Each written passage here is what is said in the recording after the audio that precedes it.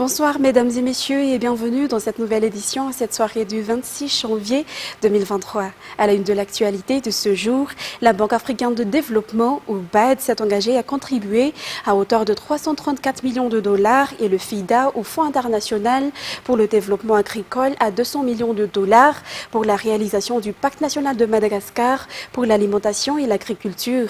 C'est le résultat de la rencontre du président de la République malagasy, Andry Rajoelina, avec les partenaires techniques et financiers ainsi que les investisseurs privés dans le domaine de l'agriculture à travers un conseil présidentiel qu'il a présidé hier dans le cadre du sommet africain pour l'alimentation, le sommet Dakar 2 à Diamandio, Dakar, Sénégal. Les détails avec Natera Koutmav et Andra Djabé. L'objectif global du sommet des chefs d'État africains sur l'alimentation et l'agriculture est de contribuer à l'élimination de l'extrême pauvreté, de la faim et de la malnutrition d'ici 2030. De ce fait, dans le cadre de la deuxième édition du sommet à Dakar, chaque chef d'État préside un conseil présidentiel avec l'accompagnement du BAD. Un conseil qui consiste en une rencontre avec les partenaires techniques et financiers dans le domaine de l'agriculture ainsi que les investisseurs privés œuvrant dans le secteur agricole pour la mise en œuvre du Pacte national pour l'alimentation et l'agriculture. Il s'agit d'un pacte pour obtenir des résultats à grande échelle afin d'atteindre les objectifs d'autosuffisance alimentaire. Le président de la République malagasy a présenté les efforts déjà déployés par Madagascar pour combattre la malnutrition et atteindre l'autosuffisance alimentaire en produisant et transformant localement tout ce dont la population a besoin. Nous avons mis en place le programme ODOF, ou One District One Factory, qui consiste à donner aux paysans et aux jeunes des unités semi-industrielles pour leur production agricole, afin qu'ils puissent être autonomes et surtout transformer leurs produits localement dans tout Madagascar. Donc là, nous avons fait venir centaines d'unités industrielles qui seront déployées dans tout le pays. Dans le sud de mon pays, comme je l'avais dit tout à l'heure, où la pluie se fait de plus en plus rare et la malnutrition est sévère. Donc nous avons mis en place l'unité, en fait, l'usine Nutri-7 avec l'association de mon épouse, qui permet de produire des compléments alimentaires et que nous avons distribués gratuitement pour les enfants souffrant de la malnutrition. Et la distribution gratuite de ces compléments alimentaires, produits par NutriSud, a fait augmenter le taux de scolarité de 30% dans plusieurs établissements scolaires de cette région. S'ajoute à cela le projet Titre Vert qui compte déjà plus de 2000 familles bénéficiaires, lesquelles ont été dotées de 1000 à 5000 m² de terrains agricoles, de matériel, d'équipements et d'animaux de ferme. Le programme de distribution de sulfate d'ammonium, en partenariat avec la société Ambatvi, permettra de distribuer des engrais mélangés avec du NPK dans 11 régions de Madagascar pour la saison 2022-2023 et d'augmenter le rendement risicole de 2,5 tonnes à l'hectare à 5 tonnes à l'hectare. D'un côté, Madagascar ambitionne de redevenir le grenier de l'océan Indien. Pour ce faire, et outre les programmes étatiques, il a mis l'accent sur la vulgarisation des projets agro-industriels d'envergure et a lancé un appel dans ce sens aux investisseurs privés, assurant de la disposition de l'État à les accompagner. Je suis intimement convaincu que l'agriculture, c'est la clé. C'est la clé de la réussite. Je disais tout à l'heure qu'on prie chaque jour afin qu'on puisse avoir le pain quotidien. Mais peut-être le Seigneur va nous dire, Dieu va nous dire, mais je vous ai tout donné. Je vous ai donné la terre, mais il ne faut pas tout demander. Donc c'est à nous justement d'utiliser la terre. C'est à nous de nourrir en fait nos populations. Donc là, on a besoin du leadership, des dirigeants, on a besoin de l'accompagnement au niveau financier, des partenaires techniques et financiers, mais on a aussi besoin des investisseurs qui puissent accompagner en fait l'ensemble de ces projets. Les engagements et la détermination du président malagasy Andry Rajoelina dans le cadre de la réalisation du Pacte national pour l'alimentation et l'agriculture ont convaincu les partenaires présents, d'où l'annonce des engagements pour contribution à hauteur de 334 millions de dollars venant de la BAD et 200 millions de dollars venant du FIDA, ou Fonds international pour le développement agricole. Selon les dernières statistiques publiées par le BNGRC au Bureau national de la gestion des risques et des catastrophes, le nombre de personnes décédées en raison de ce mauvais temps est de 16. Si les personnes portées disparues sont 19, 12 665 ménages sont sinistrés, soit 55 421 personnes. Reportage. La pluie persiste toujours presque sur toute l'île actuellement. Ce mauvais temps occasionne de plus en plus de dégâts. En effet, de nombreuses régions sont inondées, des infrastructures endommagées et complètement détruites. Et selon les dernières statistiques publiées par le BNGRC, 55 421 personnes sont sinistrées, soit 12 665 ménages répartis dans 15 régions, et 25 678 personnes ont été déjà déplacées. Par ailleurs, 19 personnes sont portées disparues, tandis que 16 personnes ont perdu la vie, et 13 356 maisons sont inondées dans toute l'île. Le BNGRC a déjà tenu une réunion pour faire le point sur la situation dans tout Madagascar. Ce bureau a également commencé à prendre des mesures pour venir en aide aux sinistrés dans 11 régions qui sont les plus touchées par les inondations. L'on sait également que les forces de l'ordre aideront dans l'assistance aux victimes. Par ailleurs, il y a déjà eu des aides distribuées par le BNGRC dans les régions qui se sont très touchées. Toujours dans ce même contexte, 11 parmi les 23 régions de Madagascar sont actuellement affectées par les intempéries. Selon le rapport du BNGRC, Mourndaf fait partie des zones à risque en matière d'inondation et d'éboulement. Depuis déjà 4 jours, de nombreuses villes sont inondées et face à cela, le député de Madagascar élu à Ménabé a lancé un appel pour venir en aide aux victimes locales de ces intempéries. Reportage. Selon les statistiques publiées par le Bureau national de gestion des risques et des catastrophes, ou le BNGRC, le nombre de familles sans abri à Mourundave a augmenté de 629 avec 2963 de personnes. En raison des fortes précipitations, la ville est inondée et la mer monte. De nombreuses maisons, dont la plupart sont en bois, sont également situées dans les zones dites marécageuses. Par conséquent, de nombreuses propriétés sont endommagées et même inhabitables. Le député élu dans cette localité a lancé un appel pour venir en aide aux habitants de Mourundave. Et il n'a pas fallu longtemps au gouvernement pour envoyer de l'aide aux victimes locales par l'intermédiaire du BNGRC. On sait que cette dernière a déjà distribué des aides dans les endroits qui ont été durement touchés par l'impact de cette tempête. Et pour aujourd'hui, plusieurs camions sont partis pour en transporter aux sinistrés qui en ont besoin. Ainsi, pour Mourndave, région de Ménabé, 12,180 tonnes de riz, de tonnes de légumineuses, de l'huile, des couvertures et de nombreux ustensiles de cuisine ont été envoyés au niveau local, a indiqué le directeur du BNGRC. La distribution des aides continuera dans de nombreuses régions qui ont été touchées par le passage de ce cyclone chez les eaux et l'on sait qu'il existe déjà des endroits dédiés dans chaque région pour accueillir ces victimes, ce qui facilite la distribution de ces aides. Et puis, selon un médecin que nous avons interrogé ce jour, la grippe et la diarrhée sont les principales maladies que les gens contractent en raison du mauvais temps comme celui-ci que nous subissons actuellement. Par conséquent, chacun doit toujours veiller à la propreté afin d'éviter la propagation de ces maladies. Les détails avec Radra Zatouf et Anza Hazan Rafil. La montée des eaux et le changement des conditions météorologiques sont les principales raisons qui peuvent provoquer des maladies en cette saison estivale, a affirmé le Dr Fid Barnien. Selon lui, ce sont notamment la grippe et la diarrhée qui sont les plus fréquentes en cette saison. Il existe des mesures sanitaires que chacun doit prendre en compte pour prévenir l'apparition des maladies, notamment ne boire que de l'eau déjà bouillie, manger des aliments propres et équilibrés et respecter l'hygiène au quotidien. La gale est aussi une maladie qui peut survenir. La propagation de la pollution causée par la montée des eaux peut la provoquer selon toujours les explications. Et selon le médecin, il est indispensable de se rendre immédiatement dans un centre de santé en cas de suspicion. En éducation, le HCC a approuvé ce jour le projet de loi relatif au système d'éducation, de formation et de recherche à Madagascar. Le président de la République procédera par la suite à sa promulgation. Selon les informations, plus de 50 décrets gouvernementaux et décrets d'application seront publiés prochainement. La révision du projet de loi relatif au système éducatif dans notre pays visera la rectification de toutes les erreurs constatées durant les évaluations, selon le ministre de l'Éducation nationale aujourd'hui. L'objectif est d'améliorer le système éducatif à partir de la base, ce que le ministère a déjà commencé, même si l'approbation n'a pas encore été reçue. Madagascar et Inde, deux pays étroitement liés par l'océan Indien et qui se soutiennent toujours. Le gouvernement indien et le gouvernement malagasy ont confirmé leurs relations aujourd'hui lors de la célébration du 74e anniversaire de la République de l'Inde.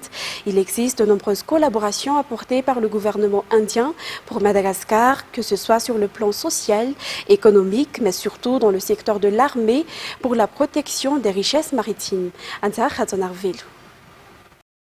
Si la République de l'Inde a 74 ans, les relations diplomatiques entre Madagascar et l'Inde ont 62 ans. Cependant, les liens entre les deux pays datent déjà de plusieurs siècles en raison de la présence des ressortissants indiens qui ont immigré à Madagascar. La coopération entre les deux pays va continuer à se renforcer et le gouvernement malagasy a apprécié son intention d'aider Madagascar pour son développement. Je voudrais exprimer au nom de son Excellence M. Andrazuel, président de la République de Madagascar, au nom du gouvernement et du peuple malagasy et en mon nom personnel, nos chaleureuses félicitations à son Excellence Madame Draupadi Murmu, président de la République de l'Inde, à son Excellence Monsieur Narendra Modi, Premier ministre, ainsi qu'au peuple indien et à la communauté indienne ici présente à Madagascar. Excellence Monsieur l'ambassadeur, en 62 ans de relations diplomatiques et plus de 4 siècles de relations commerciales, les liens qui unissent nos deux pays ne cessent de se raffermir de jour en jour. Cette relation ayant comme base le respect mutuel et la coopération gagnant-gagnant fait de l'Inde un important partenaire pour Madagascar dans la région de l'océan Indien. Une région, comme nous le savons, se joue les cartes de la géopolitique du XXIe siècle. Et c'est d'ailleurs à travers les récentes signatures d'accords entre nos deux pays, ainsi que celles à venir, que Madagascar manifeste son soutien aux efforts de l'Inde dans la quête de paix et de stabilité dans cette région du monde. Cette coopération indo-malgache est multisectorielle. Je citerai entre autres la coopération militaire caractérisée par différents appuis techniques et financiers matériels, ainsi que par des programmes de renforcement de capacité des forces armées malgaches de la part du gouvernement indien. Et en ma qualité de ministre de la Défense nationale, j'ai rencontré de manière périodique son Excellence, Monsieur le ministre de la Défense de l'Inde, à 3 reprises. Et je pense que cette coopération militaire est la preuve tangible de l'excellence des relations entre l'Inde et Madagascar. L'Inde est également un partenaire de Madagascar, et non des moindres, dans le domaine socio-culturel, à travers les programmes de mobilité, des échanges comme l'ITEC ou encore la CCR, où des jeunes étudiants et agents de l'État malagasy bénéficient de bourses de formation de perfectionnement du gouvernement malagasy. Le ministre des Affaires étrangères malagasy, avec le président du Sénat et quelques membres du gouvernement, a transmis les salutations du gouvernement malagasy, conduit par le président Andrazuel, au peuple indien et aux dirigeants indiens en cette célébration du 74e anniversaire de la République de l'Inde. La célébration s'est tenue à Ivanj aujourd'hui, dans la résidence de l'ambassadeur de l'Inde.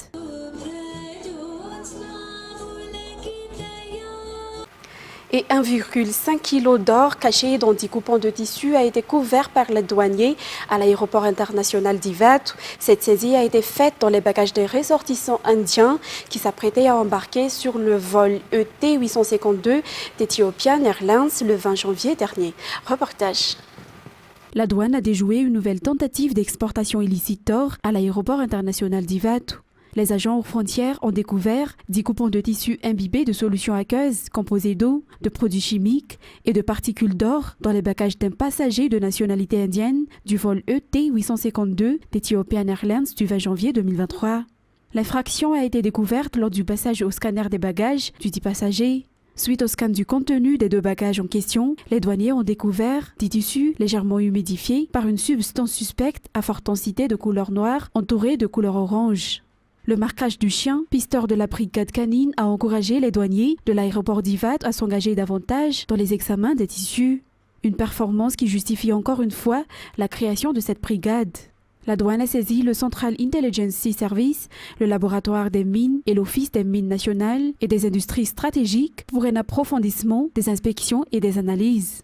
Il s'est alors avéré que des substances contenant de l'or d'une quantité estimative et provisoire de 1,5 kg contenues et dissimulées dans une solution aqueuse composée d'eau, de produits chimiques ont été découverts dans les découpants de tissu d'un poids total de 5,345 kg.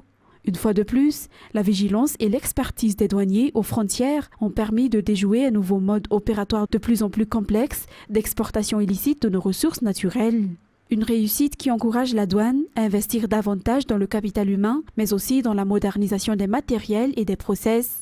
La recherche perpétuelle de nouveaux modes opératoires de la part des contrevenants exige une mise à niveau continue des compétences des douaniers.